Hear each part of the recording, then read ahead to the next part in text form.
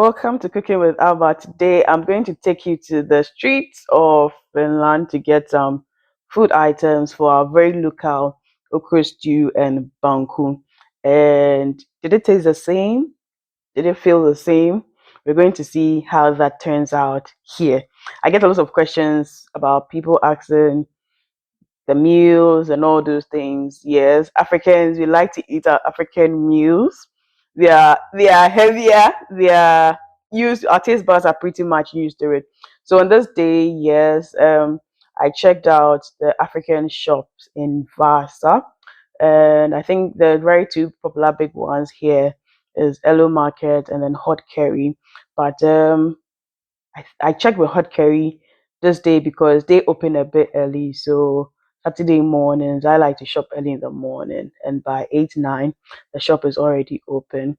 So yes, in African markets, you get everything. Some I tell you, you get everything you need. Some from the local spices to the food items, whether it's pepper, whether it's garden eggs, plantain, cassava, bayre, everything you need some everything you need you get some, and the proteins are also good. So it's like you really won't really miss home, honestly, that much. Like you won't really miss home, just that sometimes the texture will not be the same, and because those things are mostly imported, their pies may just be a little bit more pricey.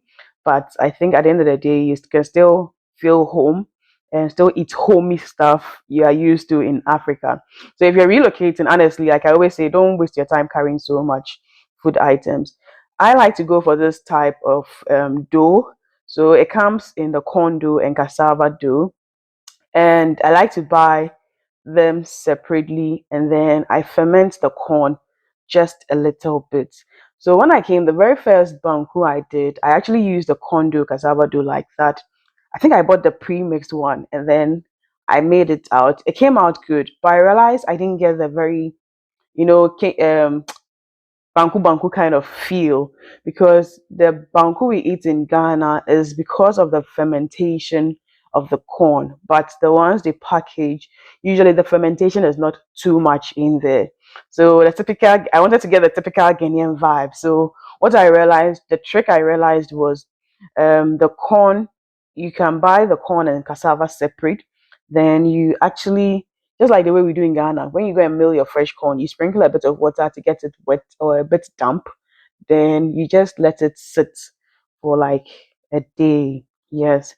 Or usually you do it in the night, and then in the morning you are good to like take it off. Yes. So that's like maybe 8 hours or a day or something. But over here it's a bit cold. Finland is a cold country. This was late autumn, getting into the winter, so it was still pretty cold indoors. So usually what I do is that once I get this type of consistency or texture, I just like compress it a bit so that I can retain the should I say the dampness, help it ferment quickly.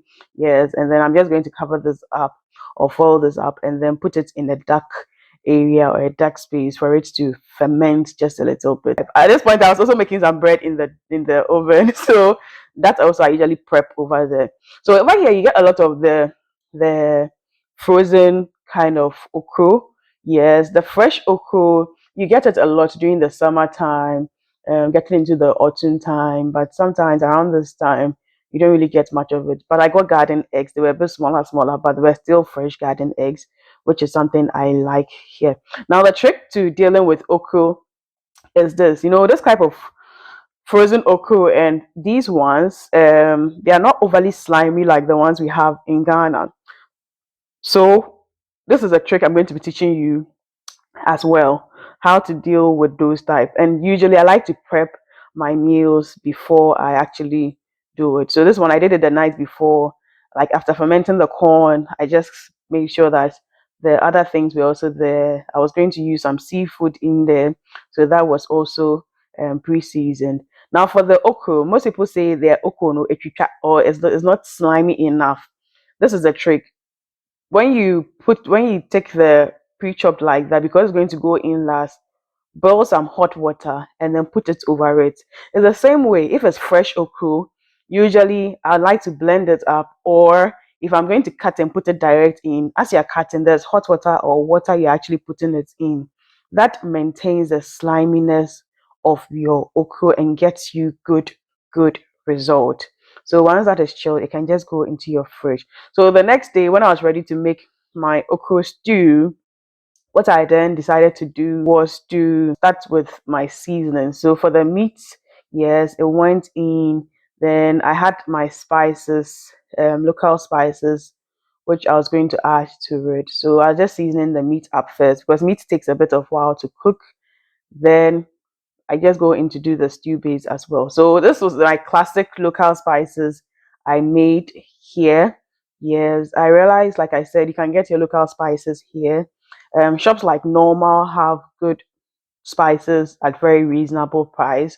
The African markets also have spices at reasonable price. You get some of the spices too at Little K Supermarket and all those ones. So it's not a problem. So once that goes in, I'm going to blend my blendables. And I have pepper, I've got beetroot, I've got onion, I've got ginger, I've got garlic.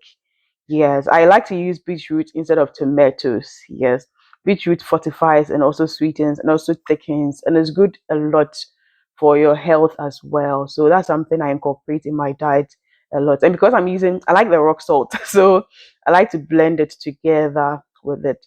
So now I'm going to just blend all the blendables. And because of the beetroot in there, it's going to be very red.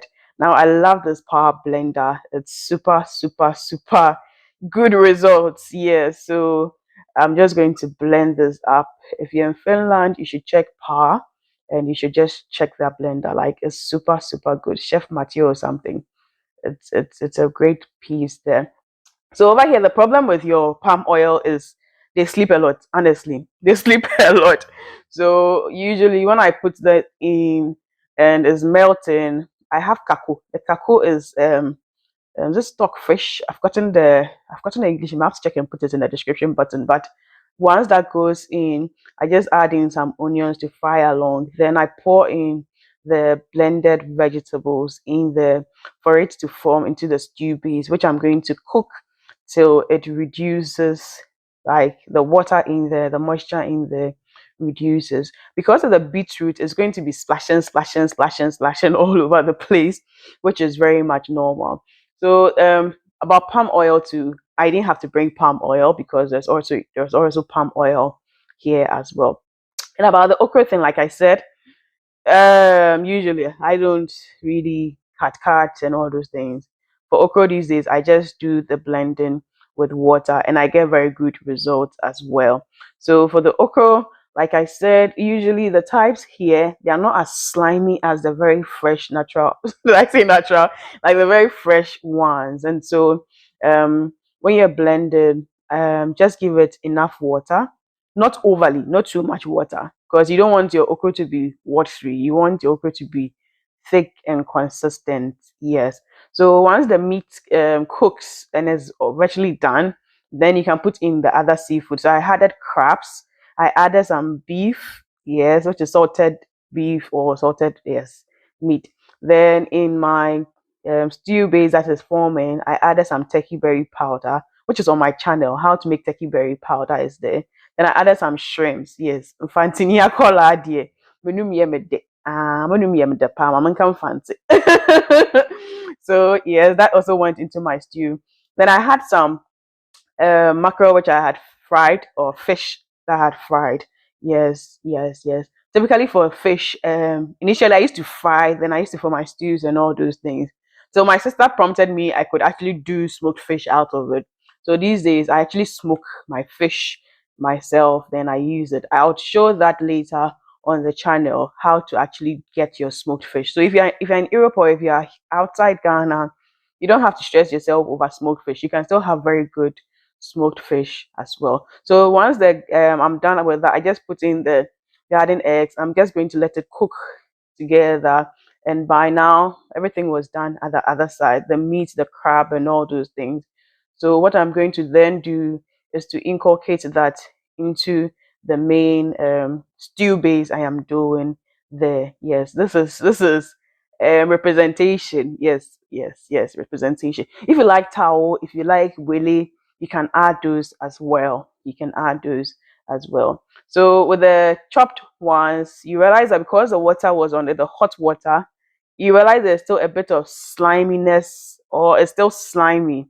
Yes, and it's giving you good texture. Yes, so this stew base is big, so just one pack won't do it. Yes, just one pack won't do. So I added in the blended okra to it. It's just a little bit colored because of the beetroot I initially blended in the blender. So if you don't have anything like that, you'd still get a very good color. And you realize this is thick in there, just that it's not like, how do I say, it's not overly tiny, be like that. But you still get the sliminess in there. So if you're working with frozen okra, especially if that okra is not really coming from Africa, where it's pretty much overly slimy, you need to really, I'll say, use more. And number two, try the methods that I was teaching here. So if it's pre-cut, soak it in hot water before you actually inculcate it into your stews. And the whole ones, when you're blending, have let it thaw first, add enough water, and then blend. So I took out my dough. Yes, so later on I placed it into the microwave because I had to bake my bread in the oven. So yes, this gives you good like more.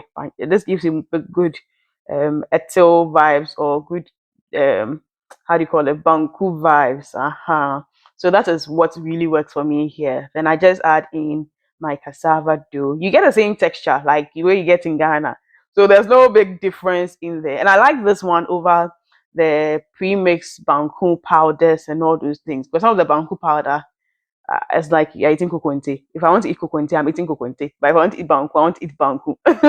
And you can use this dough for your other stuff like cocoa, your kinky, and all those things. And I added in my salt. I like the sea salt, the rock sea salt, for my cooking as well. So I use more of that in. So I'm just going to be stirring, stirring, stirring, like the way we do banku, for it to form. Just that this dough, like I said, because they don't let it ferment so much so well, sometimes yeah, it can be a bit some way when you're working with it for the first time. But I like my banku thick and heavy. So I make sure that I don't do so much water in the physical power, but when the day and no pain, no gain.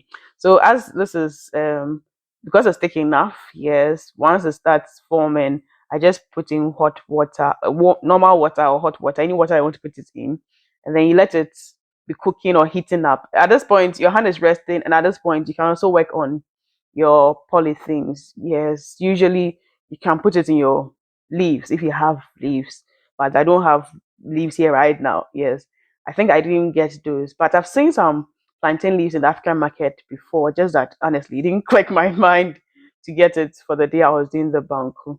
Yeah, so I'm going to use the polythene in there. So like you do your normal banku na, like normal banku na, you just, yes, like ubechi. You just have to make sure that your wooden spoon or your wooden ladle, this is like a cooking ladle, or your wooden spoon, you're going to be using it to, should I say, drive, not drive, but you're mixing the dough, but you're really like hitting it to the wall of the pan so that the lumps would go out, or to be lump free. If you don't do this very well, you're going to get very lumpy kind of banku. And when I do it this texture, I like it because it's heavier, it's firm, and it's nicer. Yes, yes.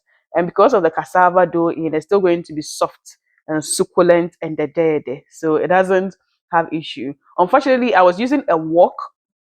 Yes, not a saucepan. Yes. So if I was using, there are some saucepans that you have this issue, but the wok, what happens is once you leave it on for a while, you get some sort of kanzo vibes. So usually I just remove the base from it as I'm making it. That means that if you pause, you're going to form crust at the base of it. So you need to keep on moving. Just that this is heavy, so sometimes your hands get a bit tired, but you can make it a bit loose. Unfortunately, I don't have a coal pot here to say I'm using a coal pot, so I have to do this manpower. But when I do this too, like when I do the condo with the cassava, do separate, I think usually I get like 12 or 13 balls of banku, which is like good quantity, and that can last me for a long time. And usually I just put them into the fridge if I'm going to keep it for a long time. Sometimes even 1 month can even be more. Then whenever I'm ready, I can just warm it in hot water or just microwave it, cut it and microwave it. So it's really a lifesaver in there as well. Yes, it's really a lifesaver. And for the okra, you can always like partition them, and then whenever you're ready, just take some and you just eat. So you don't really need to, how do I say, starve yourself so much. You don't really need to miss home so much. You can still do your Ghanaian meals here, and you can still enjoy them very well. Yes, just that you may need to modify some few things like this Banku stuff in Ghana. If I had gone to buy my condo in Ghana, there's no way I'm going to ferment it and all those things. Yes, but here for good result, I usually do that. And the base of the Banku is still there. I like that crust so much. So I usually chew it. So at the very end base one. So like I said, usually this gives me quite a number of Banku pieces, which is good for me. And I don't have so much oil on top of the okra because like I said, this place is already cold. So if I have a lot of oil on it, I'm just going to have issues in there. Yeah, so I just like to have less oil on it as well. If you did enjoy this video, please make sure you subscribe, make sure you like, make sure you share to someone living outside. And anybody who has any questions about how it is or where to get African food and whether they taste the same, whether they feel the same, yes, this is the video for you. So I see the next food video. Do live life to the fullest. Be joyous, be merry. Lots of love for my team and I. Mwah.